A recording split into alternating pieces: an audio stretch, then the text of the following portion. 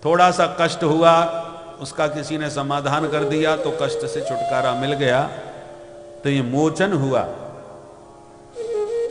मुक्ति नहीं मिली।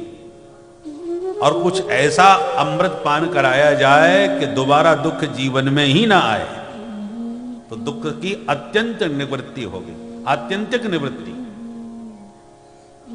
वृक्ष को काट दिया, वृक्ष खत्म, परंतु काट दिया है तो हो सकता है फिर अंकुरित हो जाए, फिर उसमें से अंकुरण प्रकट हो सकता है। परंतु आपने उखाड़ के रखे फेंक दिया तो अब तो कोई स्थान नहीं, जड़ ही खत्म कर दी, अब कहां से अंकुरण होगा उसका। तापत्रयोन्मूलनम, तीनों तापों का उन्मूलन माने जड़ सहित निवारण। बेग सो मैं डारे हूं उपारी, नारद जी के बारे में भगवान ने कहा, और अंकुरेउ गर्भ तरु भारी। महात्मा नारद जी के मन में काम को जीतने पर गर्भ का अंकुरण हो रहा है, अहंकार का पौधा पल्लवित हो रहा है, मुझे काटना नहीं है, उखाड़ना है। इसलिए बेग सो में डारे हूं उपारी। भगवान कहते हैं इस अहंकार के पेड़ को मैं उखाड़ करके फेंकूंगा, क्योंकि नारद जी मेरे सेवक हैं, मेरे भक्त हैं, और मैं भक्त वत्सल हूं। तो जिम बालक राख है महतारी, जैसे मां अपने बच्चे का ध्यान रखती है, ऐसे मुझे अपने भक्त का ध्यान रखना है। तो ऐसे तीनों तापों का सर्वथा उन्मूलन करने वाला ग्रंथ है श्रीमद् भागवत। तापत्रयोन्मूलनम श्रीमद् भागवते महामुनि कृते किं वा परैरीश्वर।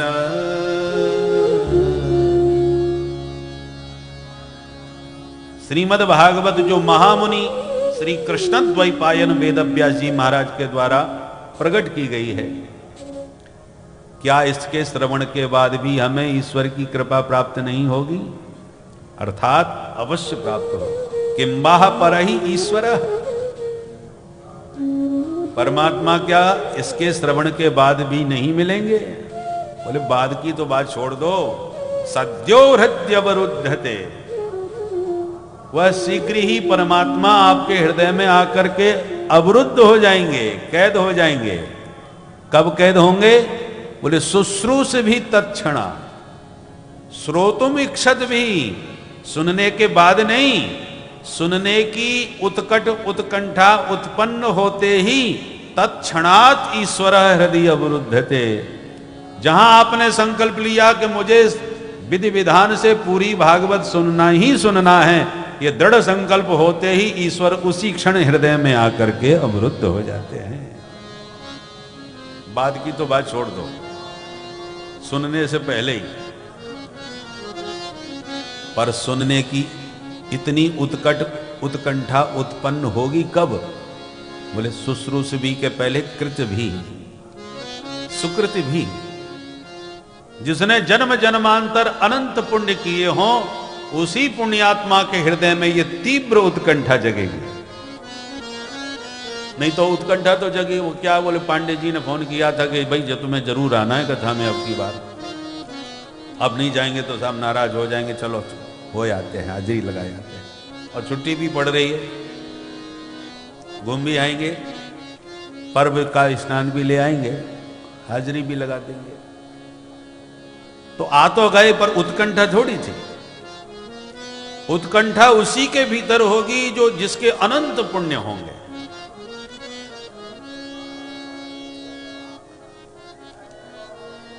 एक तो व्यक्ति रोगी अपना रोग पकड़ता है, समझता है, कष्ट पाता है।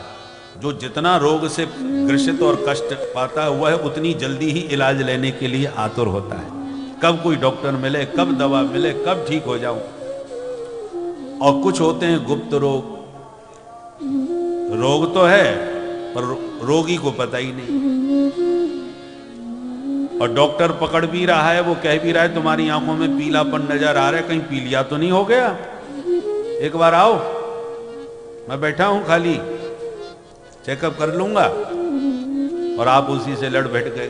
तुम डॉक्टरों का तो काम ही अपना धंधा चलाने का, बिना मतलब के अच्छा भला घूम रहा हूं, खा रहा हूं, चल रहा हूं, फिर रहा हूं, कोई कष्ट नहीं, कोई परेशानी नहीं, तो मैं क्यों इलाज कराने जाऊं? अब बताओ ऐसे रोगी का क्या इलाज? रोग है और रोगी को पता नहीं है, डॉक्टर पकड़ भी रहा है, समझा भी रहा है, बुला भी रहा है, तो क्यों इलाज करने जाए? क्योंकि उसे कोई कष्ट अनुभव नहीं हो रहा। उसी प्रकार इस भवरोग को जिसने पकड़ लिया, वही भवताप का निवारण करने के लिए भागता है भागवत की औषधि पान करने के लिए। और जिसको भवरोग का ही पता नहीं है, रोगी होते हुए भी रोग का भान ही नहीं है, तो वो क्यों आएगा इलाज कराने के लिए? वो तो कहते मैं तो मस्त हूं, बेटा बहू सेवा कर रहे हैं, घर में एयर कंडीशन में बढ़िया आनंद से रह रहे हैं, काहे को सर्दी में